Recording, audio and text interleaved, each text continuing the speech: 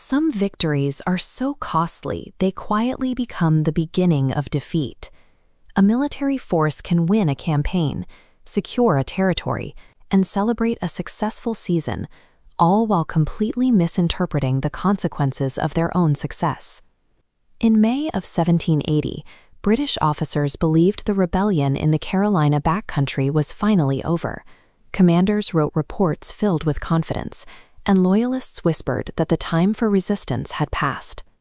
Looking at this map of the world in 1770, the certainty of the British Empire is easy to understand. Their power was global, backed by disciplined armies and the most formidable navy on Earth. To the men in London, a colonial uprising was a logistical problem to be solved, not an existential threat.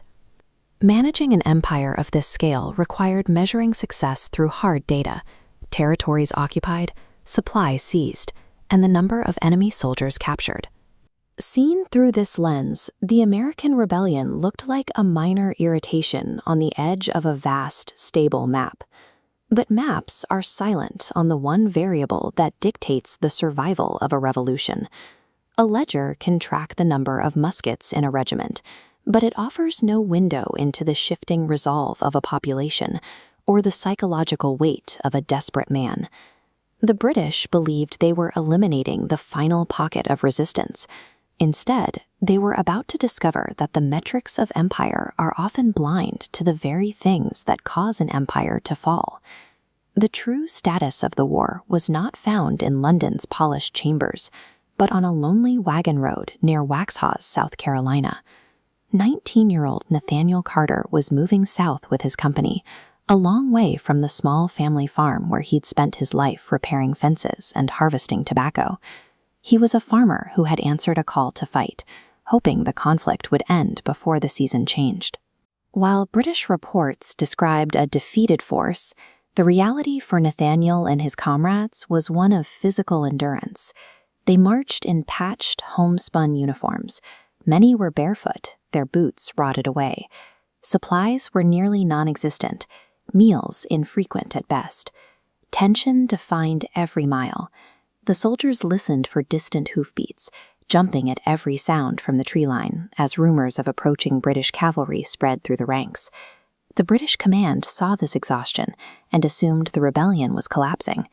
I failed to see that the harshness of the campaign was forging these farmers into a much harder, more resilient force than the one they had initially faced. Despite the desperate conditions, the men didn't talk about surrendering. Around their campfires, they spoke about the apple orchards they hoped were still standing and the families waiting for their return. Nathaniel kept a small, folded letter from his mother tucked inside his uniform. Her words defined courage not as anger or hatred, but as the strength to protect what mattered most.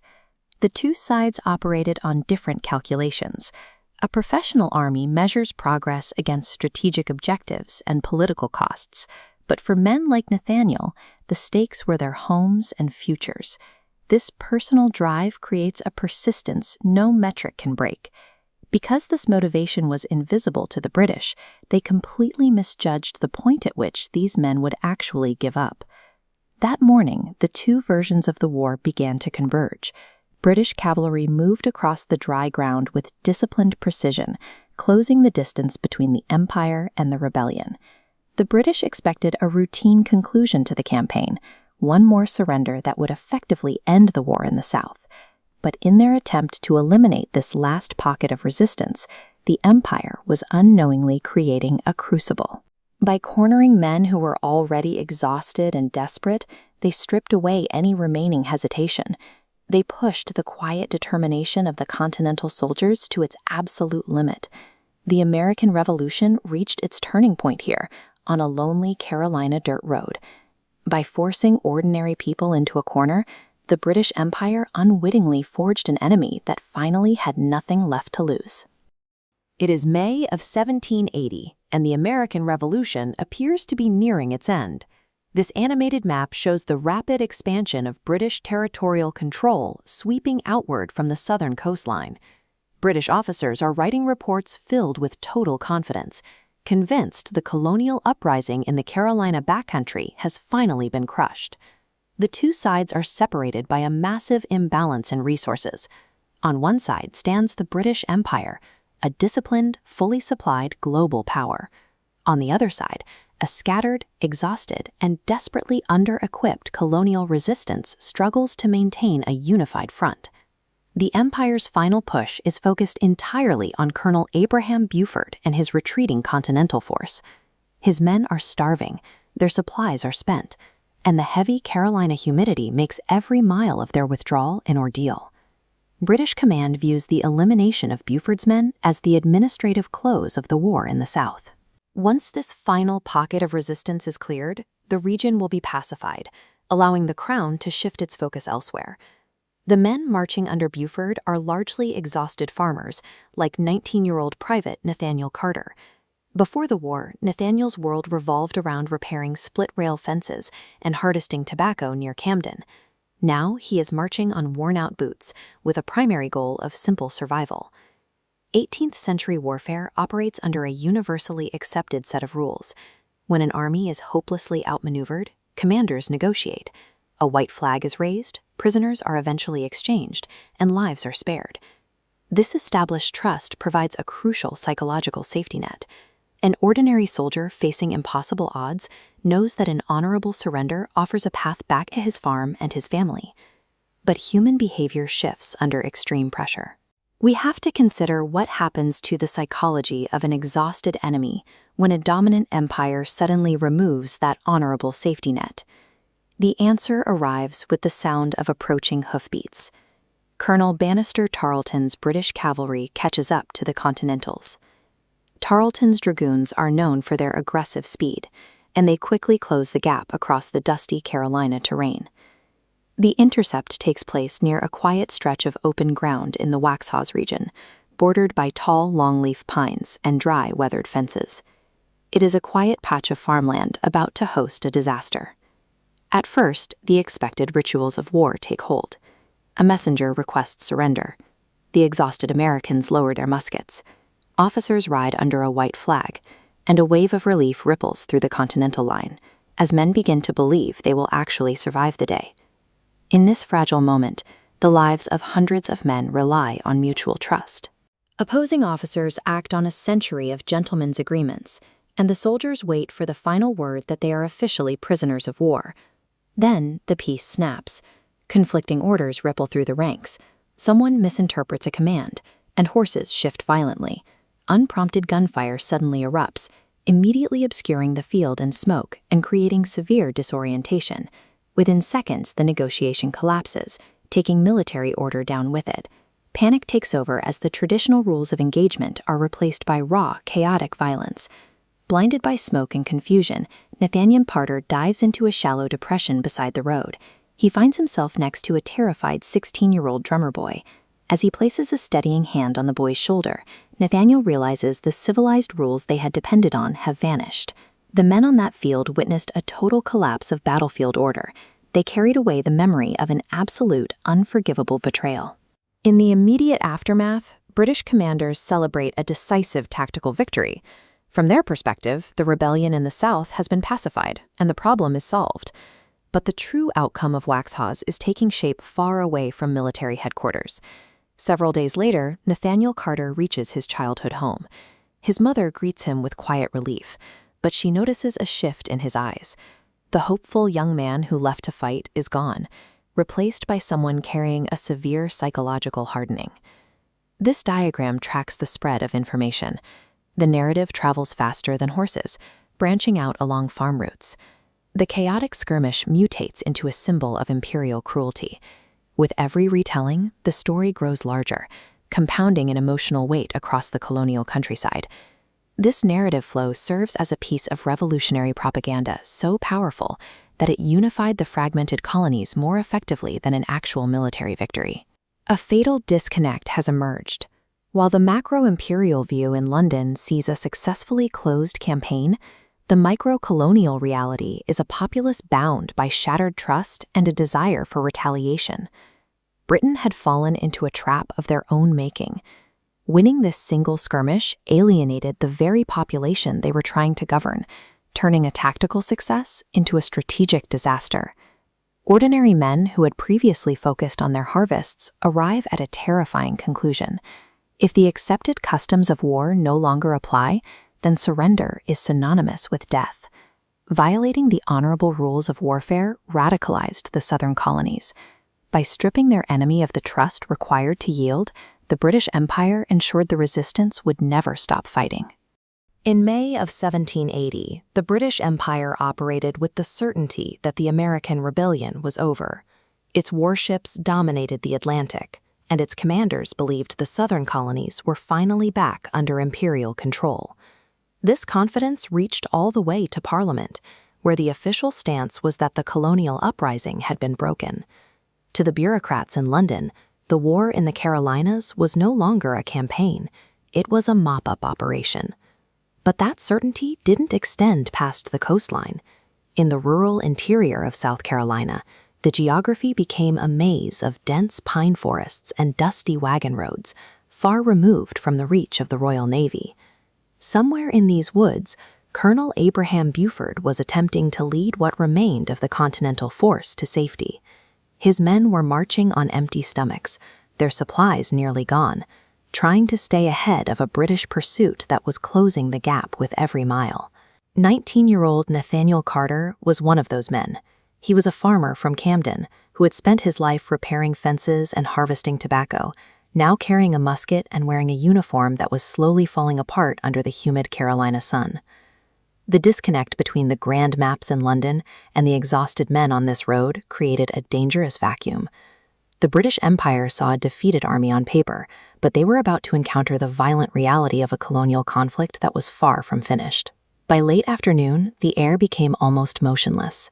The silence was broken only by the arrival of a messenger, his horse lathered with sweat, bringing word that the pursuit had finally caught them.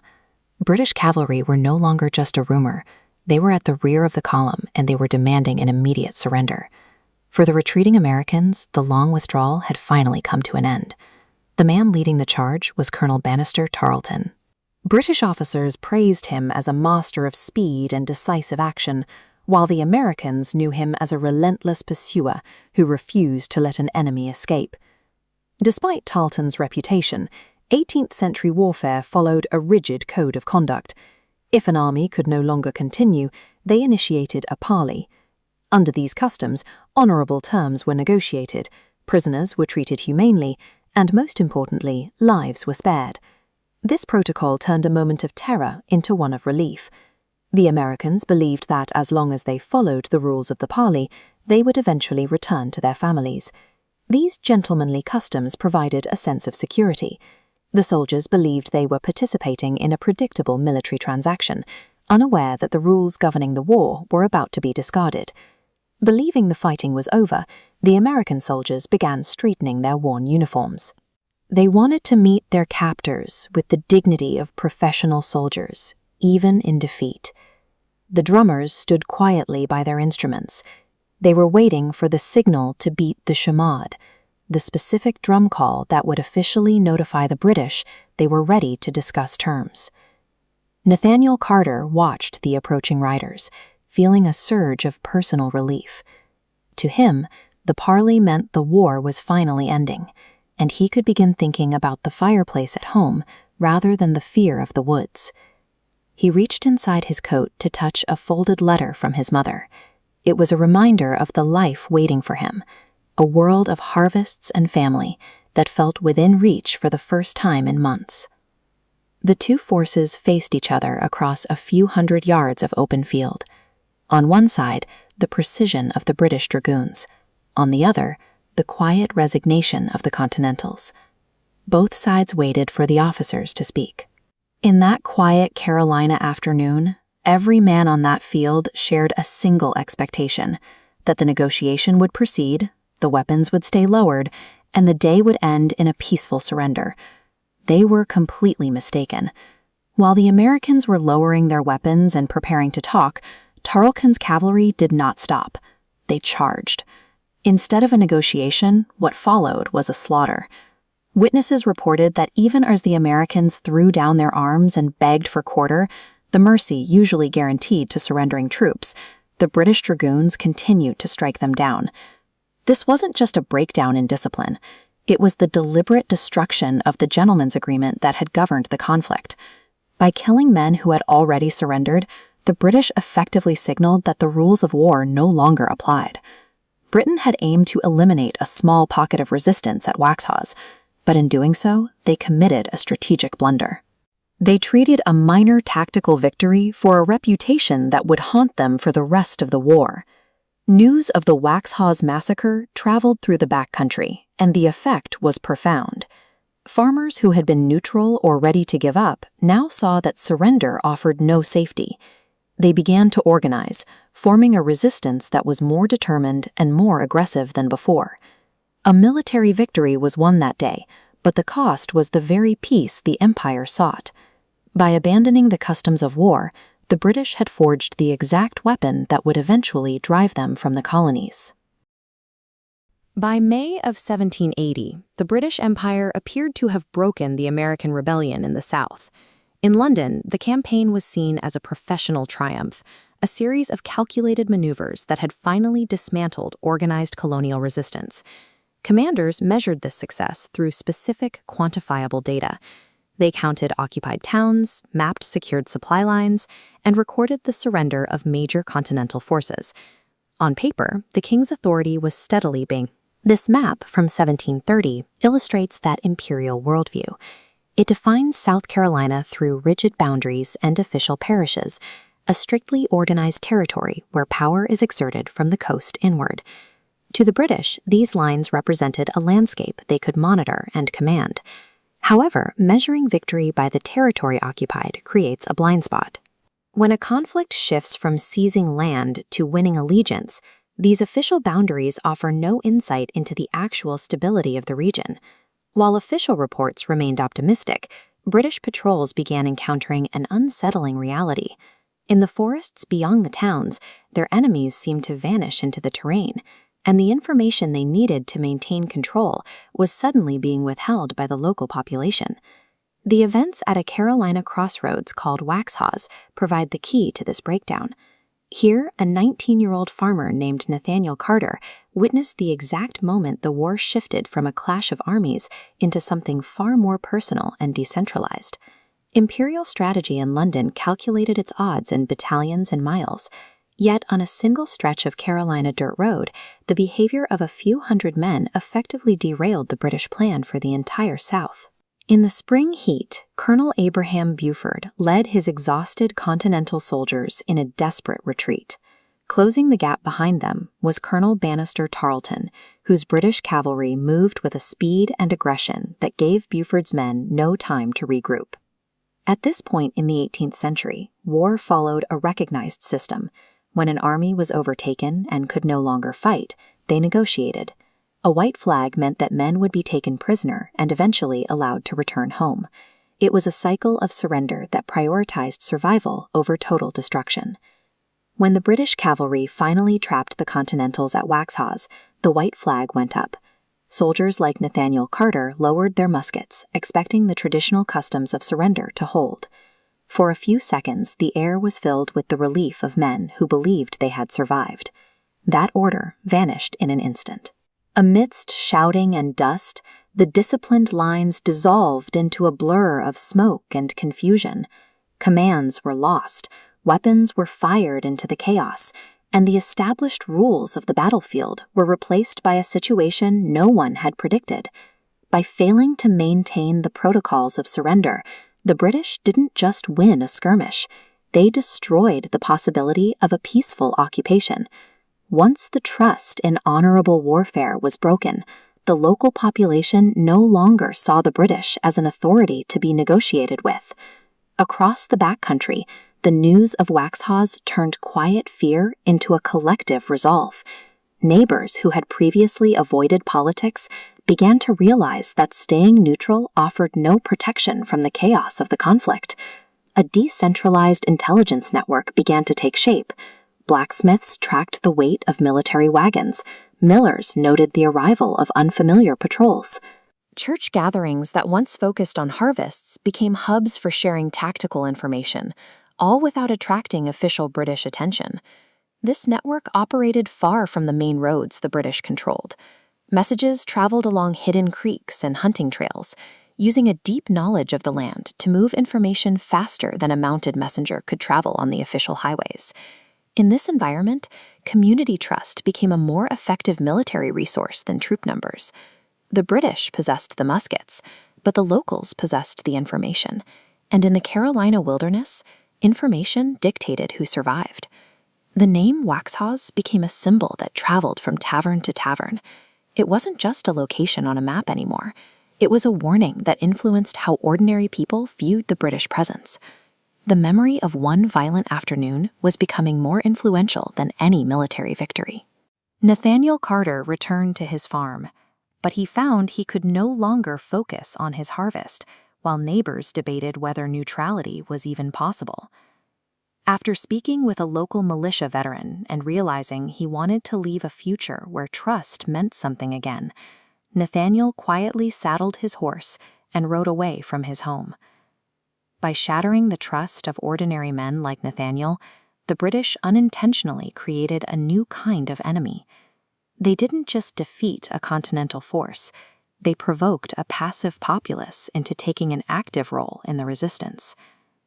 The British strategy relied on a top-down model: occupy a city and control the region. But in a landscape of isolated farms and dense forests, actual control belonged to those who understood the people. While the British held landmarks, Americans held the community. The Southern strategy ultimately failed because it ignored the value of local cooperation. The British faced a resistance that didn't need a central headquarters to function, making it nearly impossible for a traditional army to predict or suppress. When a powerful authority breaks the trust of ordinary people, it loses its ability to govern effectively. The British didn't lose the South because they were outmaneuvered on the battlefield. They lost because they turned the currency of trust into a motive for defiance. Winning a battle should bring an army one step closer to winning a war, but military history hides a strange paradox. Sometimes, a crushing, decisive victory creates the exact psychological conditions that cause an empire to lose. On a warm afternoon in May of 1780, Great Britain had every reason to believe it had crushed the American rebellion in the Carolina backcountry. Officers were drafting confident reports, and loyalists across the region whispered that the fighting was nearly finished. European warfare in the 18th century relied heavily on a social contract of combat. As this diagram illustrates, opposing forces operated within a highly structured system. If one side acknowledged it could no longer win, strict rules of gentlemanly combat dictated that they could surrender honorably and expect to be exchanged as prisoners later.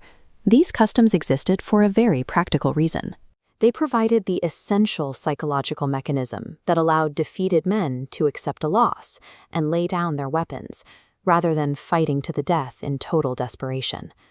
Down on the ground, away from the polished maps in London, that desperation was setting in. Exhausted Continental soldiers were executing a grueling retreat through the dense pine forests and dusty wagon roads of the remote Carolina wilderness. Among them was a 19-year-old private named Nathaniel Carter. Like thousands of ordinary young men pulled into the conflict, his primary motivation had shifted over the long miles. He no longer cared about military glory. His only goal was surviving long enough to return to his family's farm. But survival was rapidly becoming unlikely. Colonel Bannister Tarleton's relentless British cavalry had closed the distance, forcing the retreating Continental Army into an impossible corner with nowhere left to run. Then, something unexpected happened. The British cavalry made contact, but instead of launching an immediate attack, they requested terms of surrender. The tension hanging over the field suddenly deflated. For soldiers like Nathaniel, the arrival of a white flag meant the social contract was holding. Giving up their arms was a bitter pill to swallow, but it guaranteed they would live to see another sunrise. Across a few hundred yards of open ground, officers from both sides rode forward to meet and negotiate terms. A profound psychological relief rippled through the American line.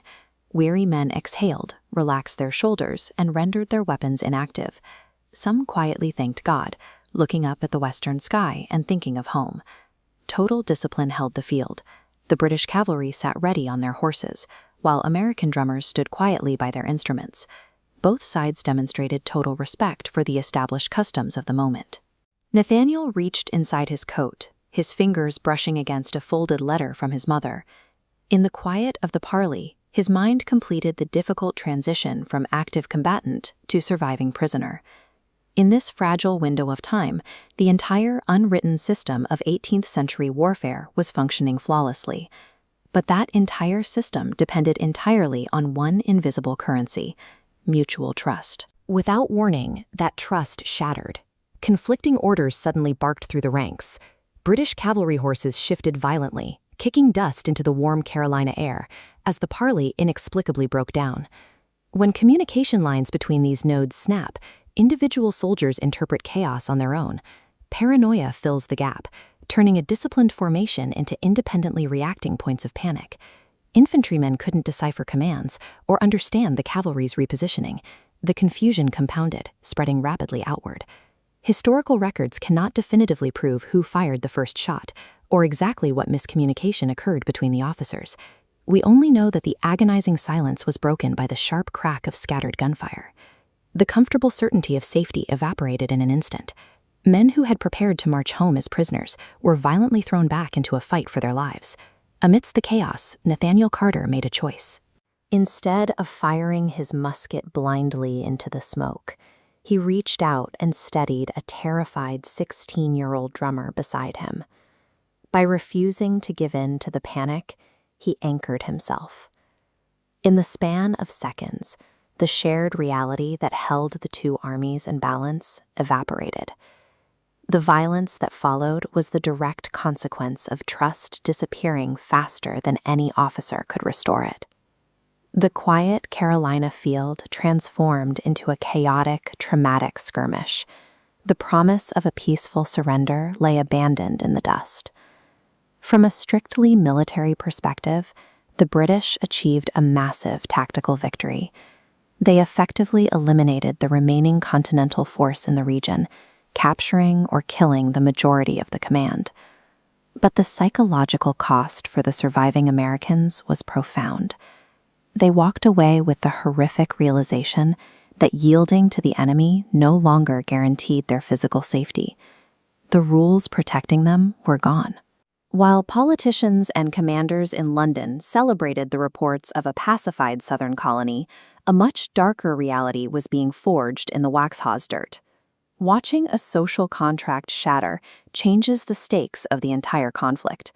When soldiers conclude that yielding leads to slaughter, they abandon the pursuit of military glory and fight with the desperate intensity of men who have no other choice.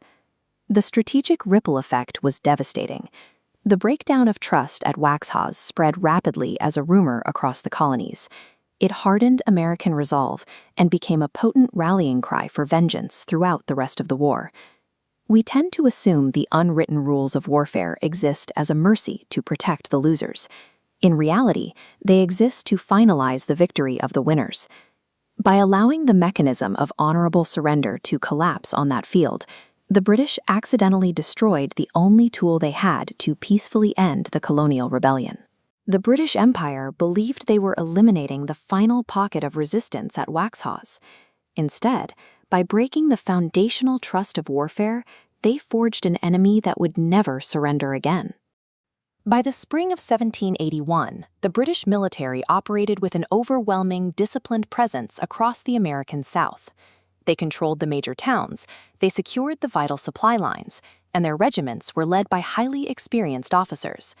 In 18th century warfare, commanders calculated victory by tallying these exact metrics. If you held the physical territory and maintained your logistics, you held the advantage. According to every ledger sitting in British headquarters, crushing the Southern Rebellion was simply a matter of time and arithmetic. But the data refused to cooperate. Every time British forces secured a tactical victory, a completely unexpected setback would erupt in the neighboring county. The friction started small. Supply wagons scheduled to arrive on specific dates routinely rolled in days late, delayed by unseen obstacles. Then, official military couriers continuously vanished into the vast and dense Carolina wilderness, swallowed completely by the unfamiliar terrain. When information did manage to survive the dense undergrowth, it was dangerously unreliable. Dispatches would arrive detailing a secure sector, only for commanders to realize the intelligence was days old and entirely obsolete. A morning patrol might report that local resistance had collapsed in one area, while an evening courier would describe fresh militia companies forming just a few miles away. The countryside itself refused to remain static. It was reacting to the occupation like a living organism, actively resisting any attempt to be quantified or pinned down on a map. For local volunteers like Nathaniel Carter, riding through those same familiar forests, the war looked entirely different. He lacked the formal training of the British regular, but his decisions were measured and precise, drawn directly from years of navigating his own community. Whenever younger recruits asked him which roads were safe, his answer was always the same: learn the people before you learn the map. Roads flood and boundaries shift, but understanding who you could trust provided an organic network of intelligence that no printed chart could capture. This intelligence network didn't operate out of a headquarters. It ran through civilian hubs, like this weathered gristmill, where local families routinely gathered to exchange grain and repair tools. No military order compelled them to meet. There were no designated commanders and no official couriers, yet vital information flowed naturally through every conversation. A traveling merchant would casually mention spotting British patrols near the river crossings. A blacksmith recalled shoeing unfamiliar horses, quietly tracking enemy cavalry. And an elderly widow could point out a hidden wagon trail left off official maps. The most potent strategic advantage the American cause possessed was exactly this peer-to-peer exchange of microdata, powered entirely by ordinary people choosing to help each other. Compare that fluid civilian network to the environment inside British Command. Officers sat at polished desks, analyzing the campaign with professional precision. They calculated the distances marched, the tons of supplies delivered, and the settlements they occupied. On paper, their conclusions were flawlessly logical, but their entire analytical model was blind to the deep social fabric connecting the very colonies they were trying to pacify. You cannot dismantle a decentralized system of trust if your ledgers don't even have a column to measure its existence. Frustrated by an enemy they couldn't pin down, British commanders reacted the only way their doctrine allowed. They tightened their grip and applied heavier military pressure on the local population. But squeezing the population only forced those neighbors closer together. Families quietly hoping to stay out of the conflict were pushed into fierce active resistance. By rigidly applying conventional force to solve a localized problem, the British Army actively manufactured the exact grassroots insurgency they were trying to crush. Britain marched into the South expecting to extinguish a rebellion. Instead, their escalating tactics provided the very friction required to make that rebellion unstoppable. An army standing openly on a battlefield can be outflanked, outgunned, and defeated, but a quiet determination shared around a family supper table is virtually impregnable. In the end, the British lost the Southern campaign because they spent the war successfully conquering the maps while completely failing to read the people. By the spring of 1781, British commanders in the South possessed experienced officers, disciplined regiments, and control over many of the region's most important towns. Back at headquarters, this dominance was quantified on polished desks covered in carefully drawn maps. Officers examined troop positions and calculated supplies delivered with professional precision. Yet every success produced another unexpected setback somewhere beyond the next ridge. The campaign had reached a point where the countryside itself refused to remain still long enough to be governed. Supply wagons arrived late. Couriers disappeared into the Carolina wilderness, only to return days later with information that was already useless. While one report showed local resistance weakening, another described new militia companies forming only a few miles away. The British command operated on the assumption that the conflict could be managed through static geography and logistical control. Their reports appeared logical because the information on the page seemed complete, but Nathaniel Carter and his small company moved through forests that had become as familiar as the fields of a childhood farm, operating within a reality the British maps couldn't track. Nathaniel no longer carried himself like an uncertain recruit. His movements were deliberate, his decisions measured, and his confidence came from experience rather than pride. When younger volunteers asked which roads were safest, he gave the same answer: learn the people before you learn the map. This chart of the Southern operations shows the fixed river routes and established settlements the British relied upon. Roads could change and rivers could flood. Nathaniel realized the character of a community revealed far more than any chart ever could. One afternoon, several local families gathered at a weathered grist mill to repair tools and share news. No official messenger had organized this meeting. No military order required it, yet information flowed naturally between them. A merchant mentioned British patrols. A blacksmith described unfamiliar horses. A widow pointed toward hidden trails. These ordinary choices to help one another created an advantage the British could not buy with wealth or superior equipment. This human intelligence never reached the polished desks at British headquarters. Their methods for gathering information were inherently blind to these local connections. Officers counted items, they counted soldiers, they even counted occupied settlements. But they could not measure determination shared around family supper tables or the hope carried between neighbors. These reports could never fully capture the network of trust, growing stronger with every passing month. This network was becoming part of the community's identity, making it impossible to erase with official proclamations. In the Carolina backcountry, this quiet conviction was proving more difficult to defeat than any army standing openly upon a battlefield. Stories from the Carolinas spread north to Virginia, west toward the frontier, and into crowded taverns where strangers leaned closer to listen. Many new volunteers had never seen the places they spoke about, yet they believed those places represented a promise. These locations on the map were becoming symbols of a larger cause. Nathaniel realized he was no longer a farmer trying to return home as quickly as possible. He had become someone willing to protect the future of neighbors he might never even meet. The conflict now rested on a shared identity, where surrendering hope was no longer an option. The idea had caught fire. Elias Morgan often noted that while empires understood how to defeat armies, they struggled to defeat memories. A physical army can be captured or disbanded. A memory passes naturally from parents to children, and from neighbors to newcomers, requiring no permission from anyone in authority. Every British effort to tighten control inspired more ordinary people to believe that preserving their future was worth every sacrifice required. These moments were shaped by thousands of ordinary choices made by people whose names never appear in history books. Looking across the valley at sunset, Nathaniel saw that the determination born in these forests would continue growing long after individual battles faded. By the spring of 1781, British commanders in the American South possessed every advantage a conventional military could want.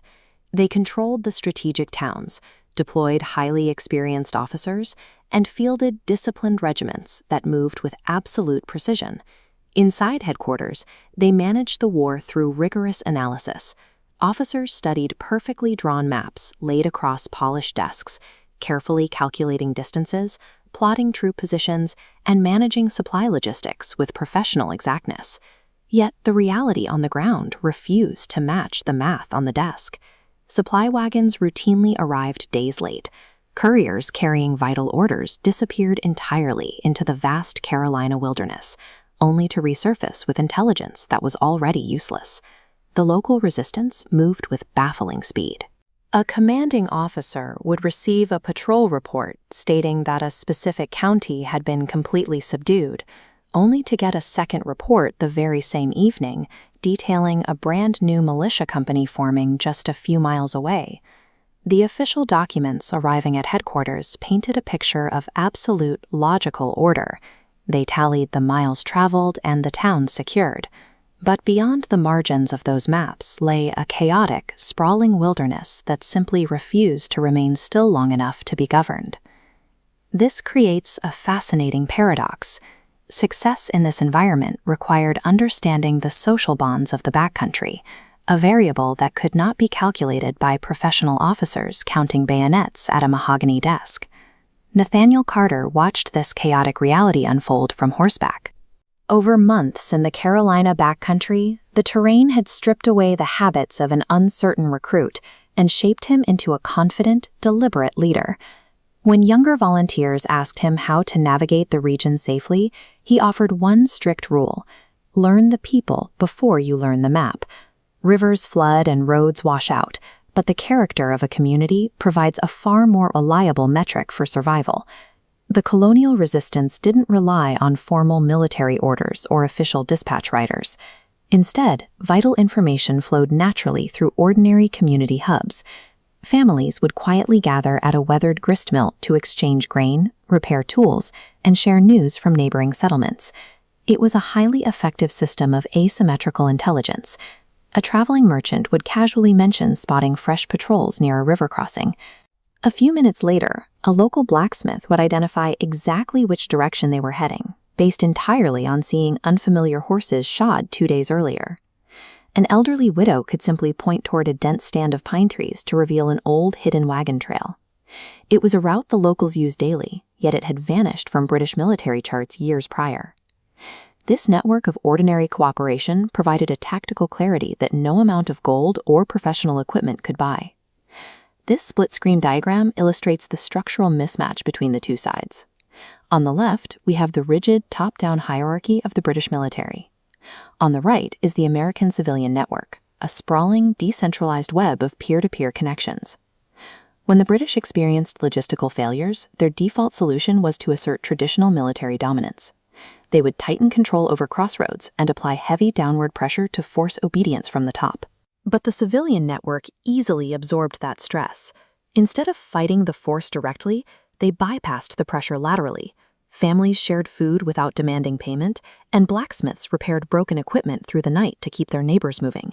Everyday community life adopted a covert dual purpose.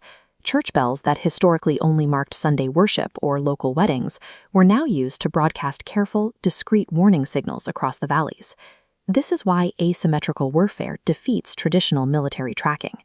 Capturing physical territory or securing a town square accomplishes very little when the opposing force draws its resilience from psychological endurance and deep community trust. One afternoon, Carter returned briefly to his family's farm. Standing there, looking at the familiar rows of crops and the old oak tree casting its shadow over the well, the violent unpredictability of the campaign stood in stark contrast to the quiet, unchanged rhythms of domestic life. As they sat together on the porch watching the evening light settle, his mother asked him a simple question. She wanted to know if he believed all the profound sacrifices they were enduring had actually changed anything. Nathaniel looked at the fields and realized his neighbors stopped waiting for instructions from a distant capital. By fixing their own equipment and ringing their own bells, they had already begun building a community that functioned independently of the crown. A fellow militiaman named Elias Morgan perfectly summarized the danger this posed to a global power. An empire possesses all the mathematical tools necessary to defeat a standing army, but it has absolutely no mechanism to defeat a shared memory. Decades later, as an old man in peacetime, Nathaniel kept his mother's worn, folded letter in a wooden box by the fireplace. He kept it as a physical anchor, a reminder of the exact moments that forged a new nation. The British Empire entered the Carolinas expecting to put down a rebellion using discipline, maps, and numbers.